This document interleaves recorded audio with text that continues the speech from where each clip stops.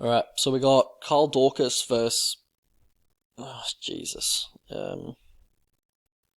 Aliaskhab Khizriev. Just gonna call him Khizriev. Khiz, maybe? I don't know. Alright, so Khizriev, he is a tiny 185er. He's only fought at 185 once. Not sure why he's here. He's very small for the weight class. He's had under 2 minutes of fight time in the last 3.5 years. You know, has he been working on improving in that time off? You know, he's 13-0. Does he feel he needs to improve? Because he's undefeated and he's never really faced that much adversity in his career. But yeah, so, you know, things to weigh up. For Daukaus, he is definitely going to be the bigger guy. He's the true 185er. He used to fight at heavyweight, I believe. But yeah, he's really found his frame and his advantage is here at the 185 division, I believe. So he's got a 6-inch height advantage over Khizriev and a 2-inch reach advantage. Khizriev does have a long reach, I'll give him that. But yeah, Daukaus has a big size advantage here. Alright, so I will break down the striking of these two now. Alright, so both are southpaw fighters. For Khizriev, he's got nice lead leg offense. He'll throw that high kick, sets it up pretty well. Mostly, though, he is trying to throw that overhand. And he does overextend on it quite a bit. For Carl Daukaus, he has really nice hands, but he doesn't let them go enough. You know, he has fast hands. He's got a similar style to his brother, Chris Daukaus, where Chris Daukaus will actually let his hands go. And he does have very good stand-up, but yeah, they have similar styles. He will clinch up when opponents close distance and look to, you know, create a grappling situation there, or a clinch situation. So I like to see him break a little bit more and use his hands, because he is very long and he does have nice hands. He has a nice 2-3. That's really lets his hands go. He starts popping at the 2-3 over and over again. But generally he's throwing that straight left at distance. A nice jab would do him wonders as well. But yeah, he has good hands when he does use them. So they're both southpaw, so you know, it's who has the better lead hand usually. And I'd have to give that to Daukaus, just by default really, because Khizriev doesn't really throw it. Most of his offense is coming from that power side. So the left hand side to overhand left. I think I might have said overhand right before, so don't worry about that. I meant overhand left. But yeah, so Khizriev, he does train at Eagles MMA, so you know, probably a lot of southpaws there. A lot of wrestlers are southpaw. Not generally in that area though. They don't tend to fight in southpaw a lot over there. But you know, a lot of wrestlers are southpaw. That's kind of where the base stance is when you start wrestling. And yeah, it kind of opens up a lot of takedowns. That's why they start in southpaw usually. But a lot of the guys from Eagles MMA, I've noticed, just aren't southpaws. Alright, so yeah, a few things these guys do on the feet that could get them in trouble. So Khizriev, he just covers up and backtracks when pressured. So, you know, kind of backs up on the fence, could open up the clinch for Daukaus, and he could clinch up, use his height there, and use some of his offense there. But also, he doesn't set up his overhand left. He overextends on it often as well. You know, he doesn't set up any of his power strikes, really. He doesn't set up the head kick.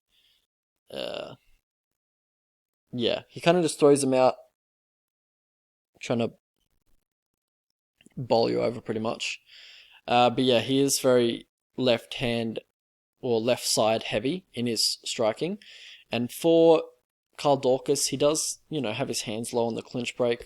His lead hand is low at all times generally, so you know, he does need to watch out, especially versing orthodox fighters for that left hook. But you know, also Khizriev, he's going to be throwing a lot of stuff to the left hand side of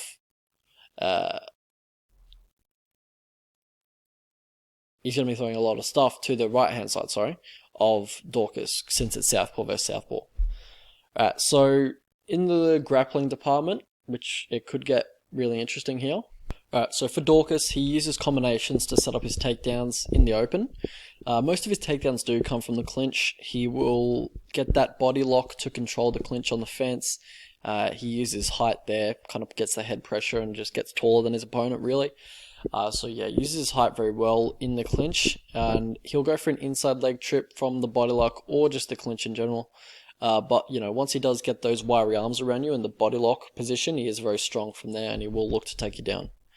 For Khizriev, he has a nice body lock throw as well, so, Daukaus does need to be careful in the clinch, because that's generally where Khizriev likes to work his takedowns as well. And he does have a nice single leg. He will run the pipe there too. I'd probably say actually his single leg is his best takedown. So for Karl Daukaus, he does use that guillotine trap, to defend like the head inside single, which Khizriev will be using. It is low percentage and can leave you on bottom. And Khizriev does have very aggressive ground and pound.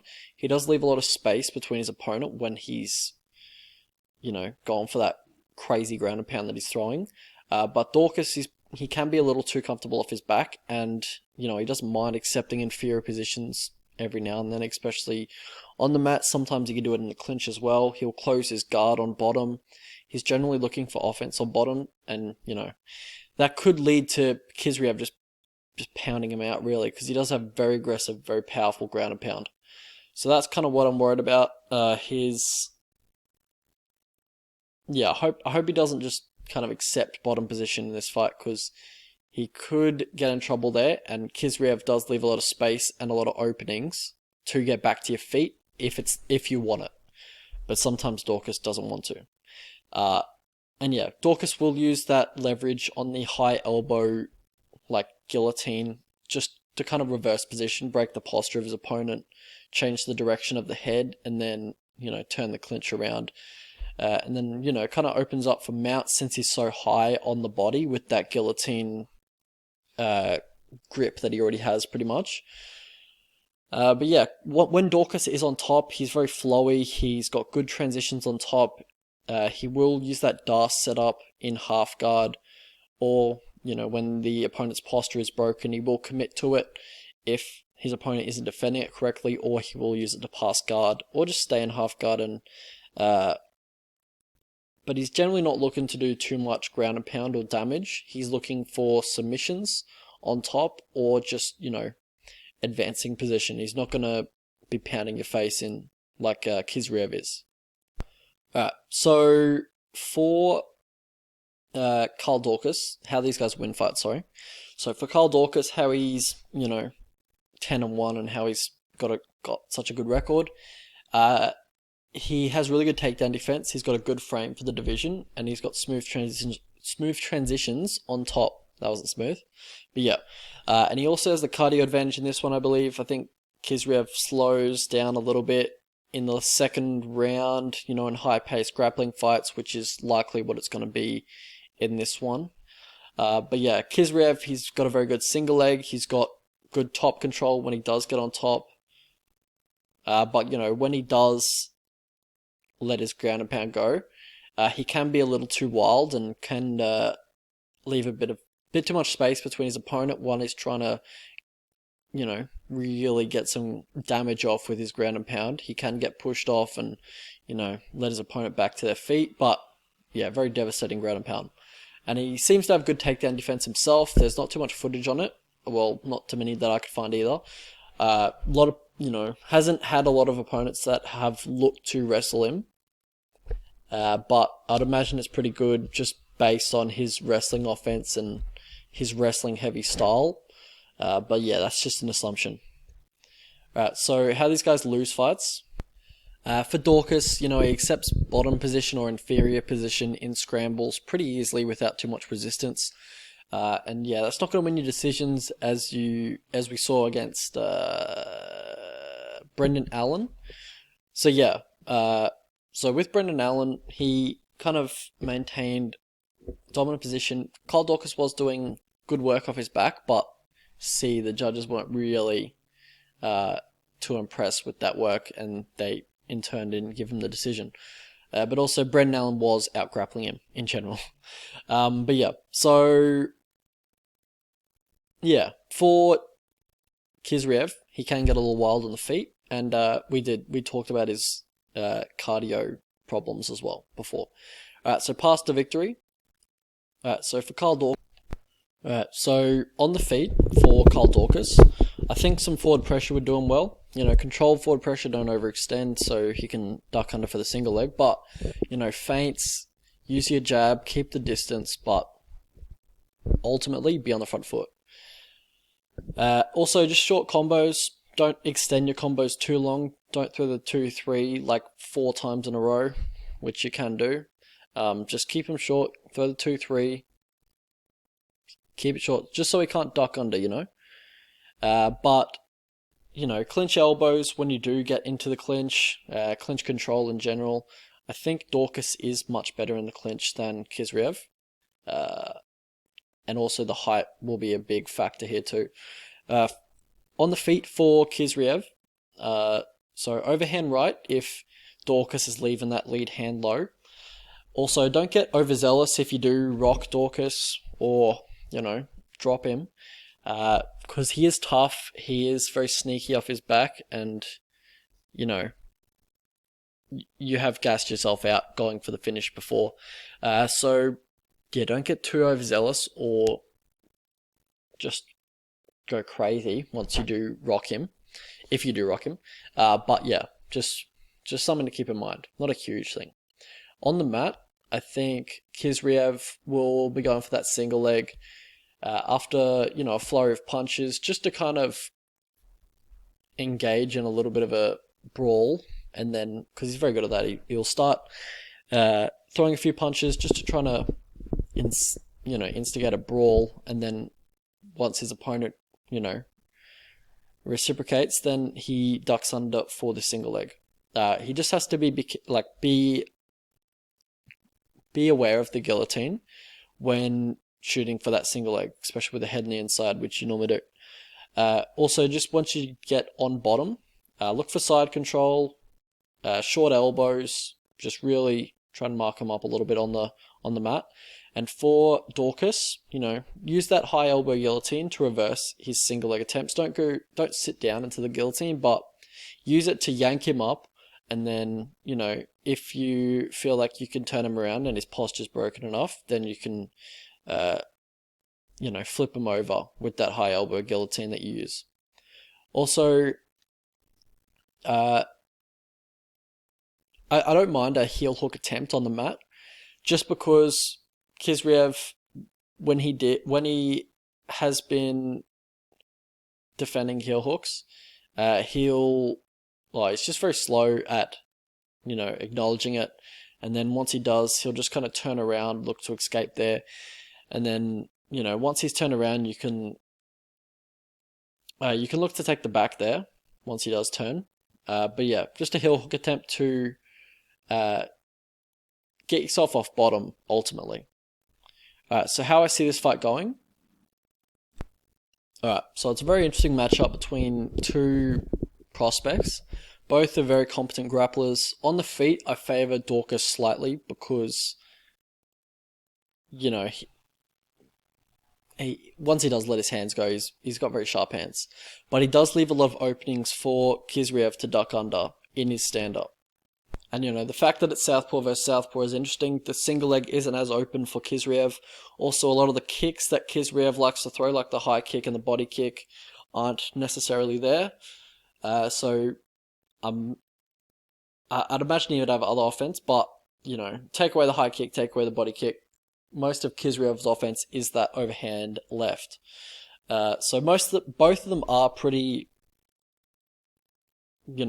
heavy with their power hand, their rear hand, which is the left for both because they're southpaw. But I think Daukaus does have the better jab. He has the better hook as well.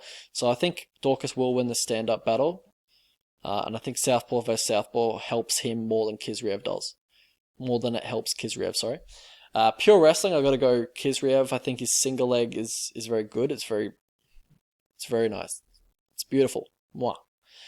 I believe Daukaus will be able to stuff a few takedowns, and then ultimately he will get taken down off his back. Daukaus will have opportunities to scramble, throw up arm bars, go for leg locks, roll for leg locks. Triangles, because, Khizriev is quite wild when he's playing in somebody's guard. I believe Daukaus will be able to get back to his feet or start a clinch situation with Khizriev, where he can utilize that height advantage even more. But I think I just see Khizriev edging it, the first 2 rounds with constant takedown attempts, constant takedowns, having a bit more success on the feet because he's the one pushing the action and really pushing forward, trying to get the takedown. But, Daukaus probably gets it going late in the second. It might not be enough. I think he gets it going a little too late. And I think Khizriev edges it 29-28, just with the first 2 rounds. Just his activity in the first 2 rounds with his wrestling. So yeah. Alright, so, the line's closed up a bit. I think it opened at like $2.30 for Daukaus. It's closed up a little bit now. I do think it's a very close fight. Could see a split decision. Definitely Daukaus pulling away late, but, will it be too late? I'm not sure. I want to see a bit more from Khizriev before I consider betting him. I'm not super high on him. I think his game's, pretty limited. His single legs are very good. Like his offensive wrestling is very good, but, other aspects of his game seem very raw and green. But with Daukaus as well, he's very talented. He's got a great frame for the weight class, but like he's very very unstructured with the way he fights, and he's very comfortable off his back. So it's hard for me to have confidence in either of these guys. I think it should be a really fun fight, really interesting matchup. But yeah, I don't have the same faith in Daukaus as a lot of people do, like as a prospect. Obviously, his holes that he has in his game, they can be shored up with a good coach or whatever. But yeah, at the moment, I think he's a little bit raw as well. So we'll just watch these 2 prospects go at it, see who is the better prospect. And it should be an interesting fight on the mat. So yeah, can't wait for this one.